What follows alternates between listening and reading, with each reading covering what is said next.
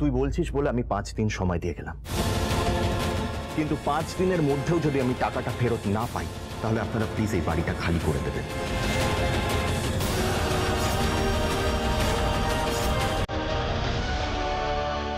আমার কিন্তু আর কোনো উপায় বাকি থাকবে না।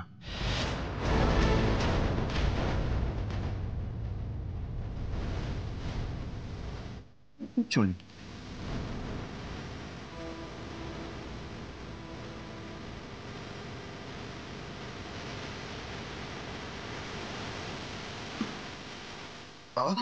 বাবা 5 দিন কিছু না কিছু ব্যবস্থা হয়ে যাবে, তুমি চিন্তা করো না। মা, শ্রী দেখো এই দলিলটা এখন আমার কাছে আছে। মা আপনারা একদম চিন্তা করবেন না, সব ঠিক হয়ে যাবে। এই দলিলটা আমার কাছে থাকলে সবার জন্যই সুবিধে। দেখুন আমিও তো এবারেরই একজন, আমি এবারের বউ।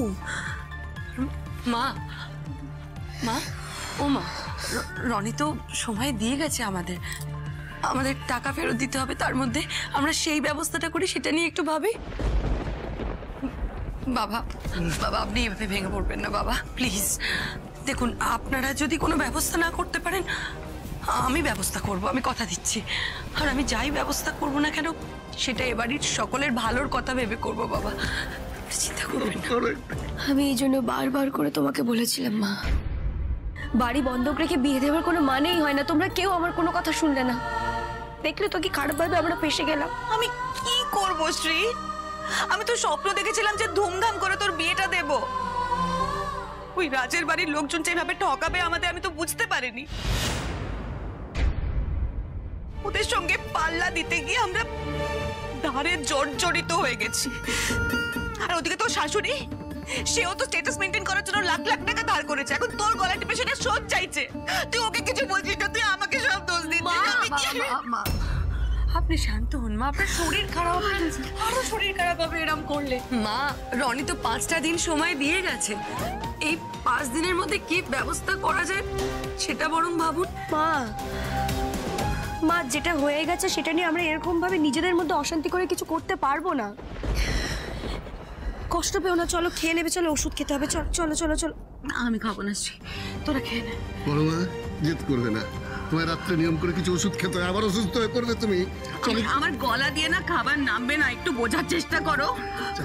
মাথার উপর ছাদ থাকবে কিনা বুঝতে পারছি না, বাড়ির প্রত্যেকটা মানুষের ভয় করছে আর আমি কপ করে গিলবো এখন। তোমার শরীরটা বেশি ইম্পর্টেন্ট আমাদের কাছে। আমি পারবো না খেতে, আমাকে জোর করিস মা। চলো তোরা প্লিজ খেয়ে না, আমাকে একটু একা থাকতে দে, আমার ভালো লাগছে না।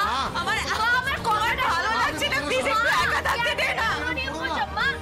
আরে মা দরজাটা কেন বন্ধ কর? এই সবে সংসারে ভাঙন শুরু হলো মা। এবার এই বাড়ির দলিলে আপনার জায়গায় আমার নাম উঠবে, বাড়িটা আমার হবে। তারপর দেখবেন সবাইকে কেমন চোর কি নাচন নাচাবো আমি।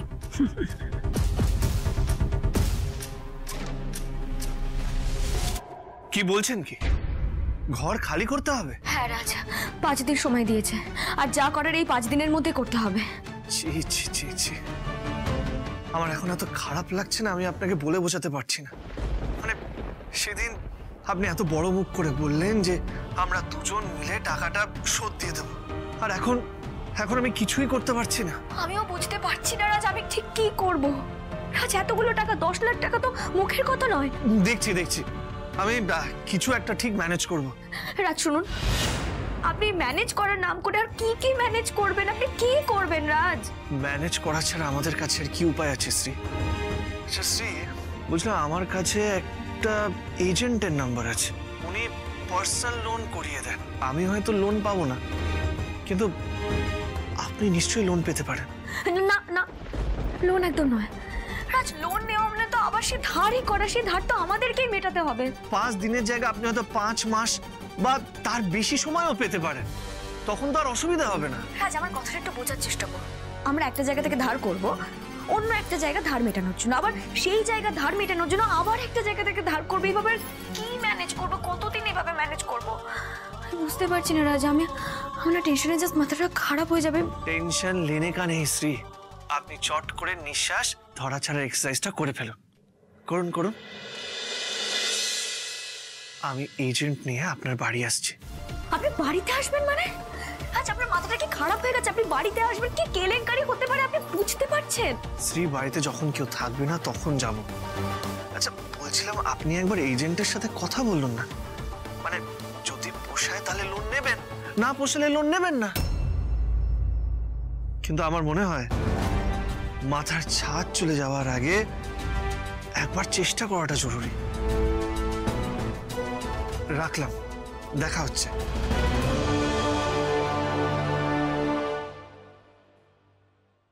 এই সবটা রনির চালাকি।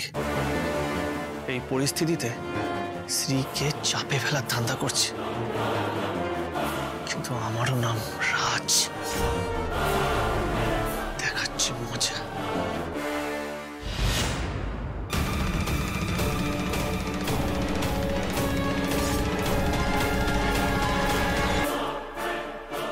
বাদল, রনির উপর নজর রাখ। ধার শোধ করতে গিয়ে যদি সব টাকাই রনিকে দিতে হয়, উল্টে আরো টাকা ধার করতে হয়, তাহলে বৌমা আমাকে কি দেবে?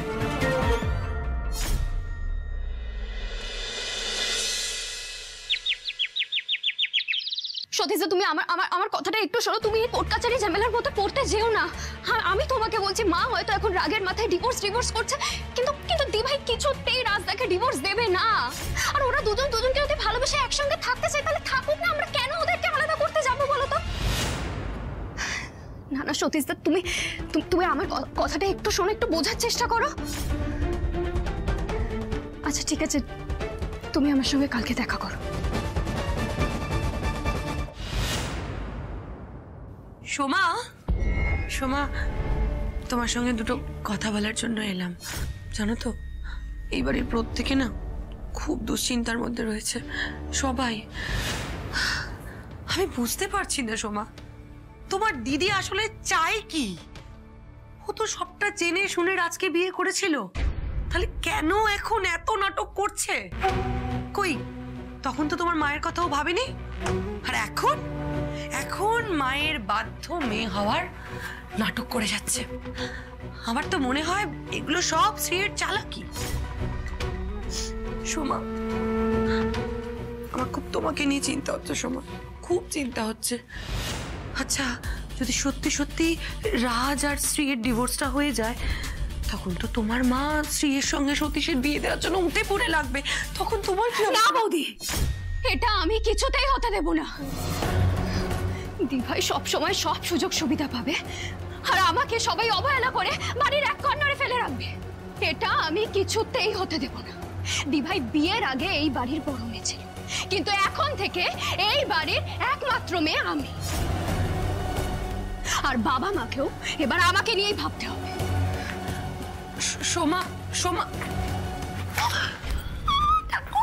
দয়ালু ঠাকুর, শ্রীর সঙ্গে ওর মায়ের সম্পর্কটাকে নষ্ট করেছি। এবার দুই বোনের কানে বিষ ঠেলে পুরো পরিবারটাকে আমি শেষ করে দেবো, জ্বালিয়ে দেব। তারপর দেখবো সবাই চিনি আর পায়ে না পড়ে যায় কোথায়।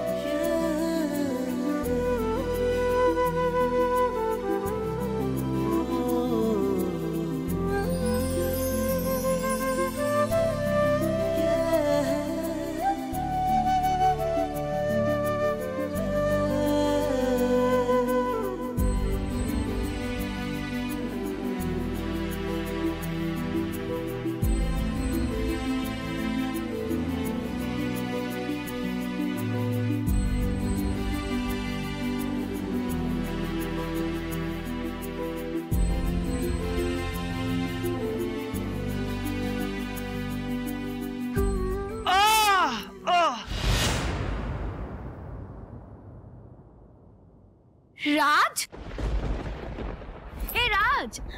রাজ, রাজ, কি হয়েছে? রাজ, কথা বলুন।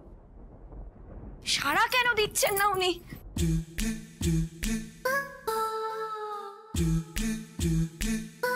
রাজ, রাজ প্লিজ চোখ খুলুন না।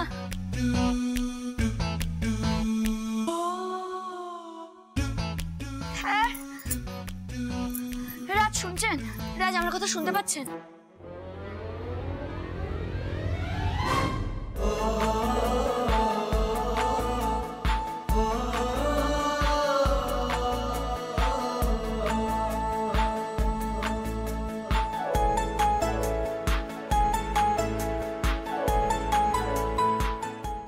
আপনি এতক্ষণ ধরে নাটক করছিলেন, আপনার কিছু হয়নি? ছাড়ুন।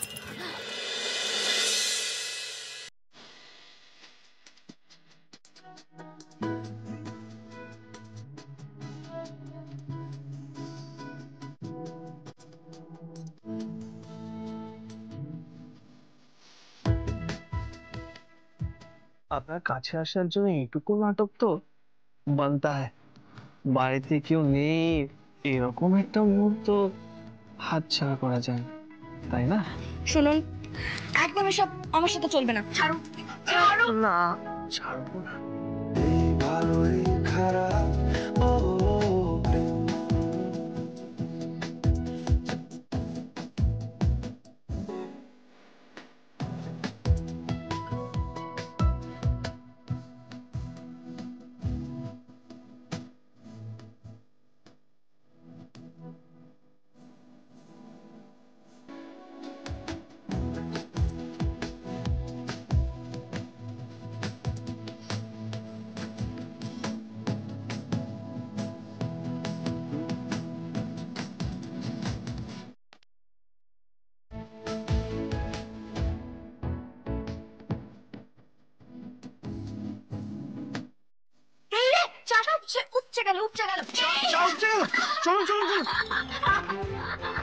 আপনি হাসছেন কেন? এই যে মিস্টার, আমি না লিকার চা বানাচ্ছি। হ্যাঁ, লিকার চা বানাচ্ছেন? হ্যাঁ, তো দুধ নেই, উপচুনের কোনো প্রশ্নই নেই। ও, আপনি আমার সাথে মশকরা করছেন? দাঁড়। আপনি শুধু একাই মশকরা করতে পারেন নাকি? আরে আমি বেশ করেছি।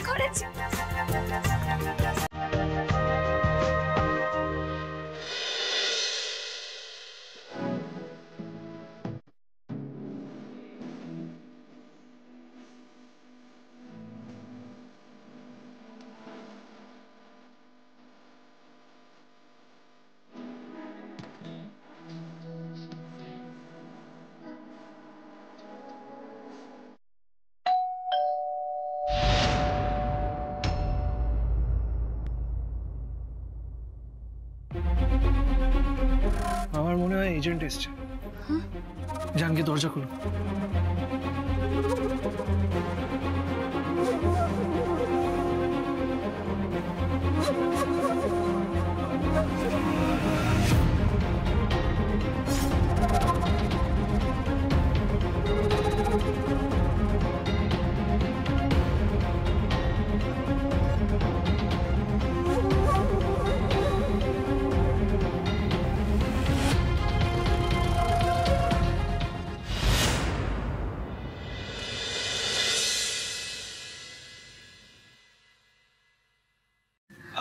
দত্তবাবু নমস্কার। আসুন আসুন আসুন আসুন। হ্যাঁ, আসুন আসুন, এখানে জুতো খুলে আসুন প্লিজ। আপনি বসুন, এখানে বসুন। বলছি আপনি চা খাবেন? না না, চাটা খাবো না, কাজের কথায় আসি। হ্যাঁ, তা আপনার কত লোন লাগবে যেন বলছিলেন? আর তার আগে বলুন যে আপনার ইনকাম সোর্স কি? এই মুহূর্তে আমার কোনো সোর্স অফ ইনকাম নেই, তবে রিসেন্টলি আমি অনলাইন ক্লাস চালু করেছি, মানে ইংলিশ শেখাচ্ছি। এই যে আমার ডকুমেন্টস আর ব্যাংক স্টেটমেন্ট আপনি।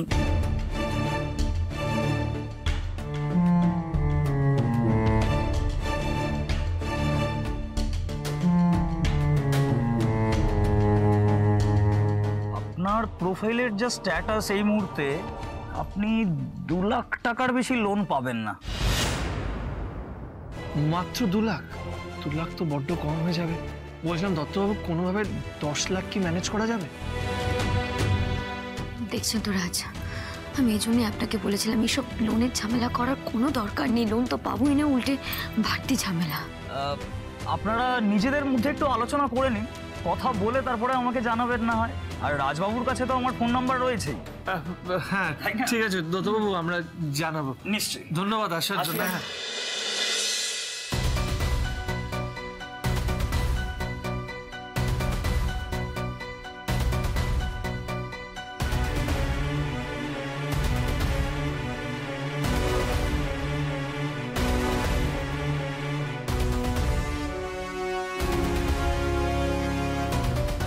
রাজ, কি হবে বলুন তো এখন? দেখুন না, যেভাবেই হোক 5 দিনের মধ্যে রনির টাকা শোধ করতেই হবে, নাহলে আমি জানিও কতটা ভয়ানক হতে পারে। পুরনো রাগের প্রতিশোধ নিতে গিয়ে ও আমাদের পথে বসিয়ে ফেলবে। রাজ, আপনি একদম চিন্তা করবেন না, আমি কিছু ম্যানেজ করার চেষ্টা করছি। একবার বাড়ি যাই, বাড়ি গিয়ে ভাবি কি করা যায়।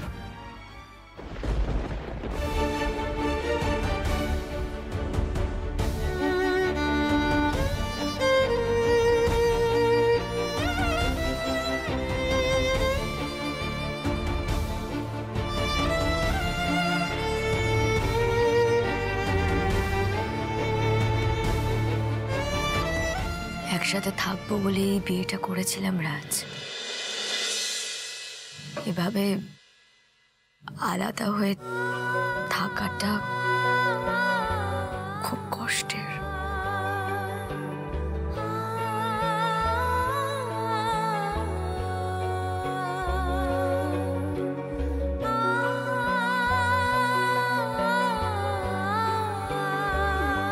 খুব তাড়াতাড়ি আমরা একসাথে থাকবো শ্রী। আপনি তো বলেছেন ধৈর্য রাখতে। বলছিলাম আপনার বাবাকে আমার তরফ থেকে ধন্যবাদ বলে দেবেন।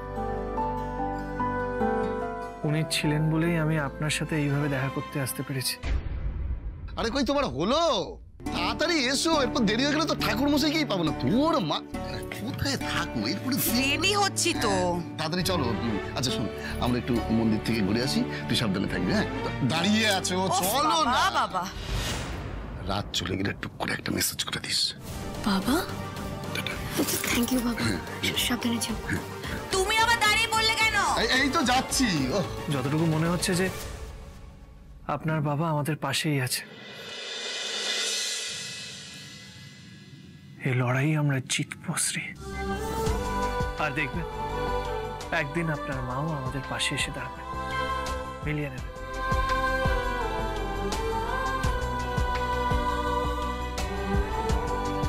আসি।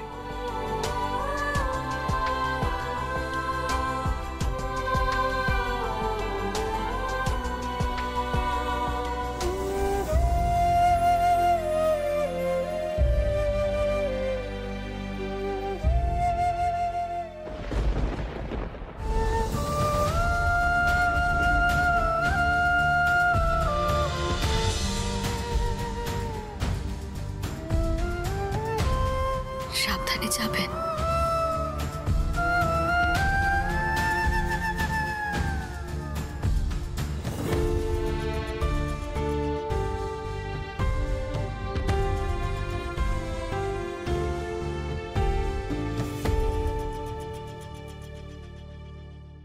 উকিলের সাথে কথা বললাম আন্টি, উনি বললেন শ্রী যদি নিজে থেকে ডিভোর্স নিতে না চায় তাহলে আমরা কিচ্ছু করতে পারবো না।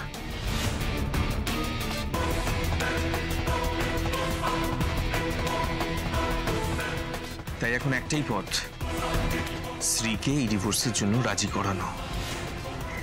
না সতীশ, শ্রীকে রাজি করানো এতটা সহজ হবে না। দেখো আমি বলছিলাম কি, এই যে ওরা প্রতারণা করলো, এইটার উপর ভিত্তি করে আমরা কোনো রকম মামলা করতে পারি না। মানে কোনো রকমের রাজের উপর চাপ দেওয়া, যাতে ও নিজে থেকে ডিভোর্সের কথা বলে, বুঝতে পারছো? বাবা, আবার কি ডিভোর্সিং এর আলোচনা চলছে? হে কি, আপনি এখানে? আপনাকে কতবার বলতে হবে আপনি এখানে আসবেন না? আমি এসেছিলাম আমার ছেলের বউয়ের সঙ্গে একটু কথা বলতে, তাও কর্মসূত্রেই এখানে আসা। তো এসে দেখলাম আপনাদের ভালো প্ল্যানিং চলছে। তো কি প্ল্যান হলো শেষ পর্যন্ত? যখন প্ল্যানটা হবে নিজের চোখে দেখে নেবেন, কেমন? বেশি বড় প্ল্যানিং করবেন না, কিন্তু বিপদে পড়ে যাবেন। আসলে আপনারা তো এখনো সুভাষিনী ঘোষালকে ভালো করে চেনেন না। হ্যাঁ, চিনতাম না তো, চিনতাম না বলেই তো আপনার ফাঁদে পা দিয়ে এত বড় বিপদে পড়ে গেছি আমরা। ফাঁদ কে পেতেছে? আপনারা তো আমার ছেলেকে বড় ব্যবসায়ী ভেবেছিলেন, সেই জন্য এই বিয়েতে রাজি হয়েছেন। কি বলুন? আরে আচ্ছা, এসব কি হচ্ছে? এটা ঝগড়াটা বন্ধ করবে? দেখুন, আমি একটা কথা বলছি, যদি কথা বললেই এত ঝগড়া হয় তাহলে আমার মনে হয় চুপ করে থাকাটাই শ্রেয়। আমি তো কিছু বলিনি। ও তোর মা আগ বাড়িয়ে কথা বলেছে। আমি এসেছিলাম তোর সঙ্গে, এসে দুটো কথা বলবো, চলে যাব, তা নয় ও আগ বাড়িয়ে কথা বলেছে। মা আসলে মা একটু রেগে আছে, তাই এইভাবে রিয়াক্ট করে ফেলছে। আপনার যা যা বলার আমাকে বলুন, আমার কোনো অসুবিধা নেই। আমি বলছিলাম মা, ওই যে তুই যে আমাকে ওই 30% যে টাকাটা দিবি বলেছিলি না, সেটার জন্য এসে।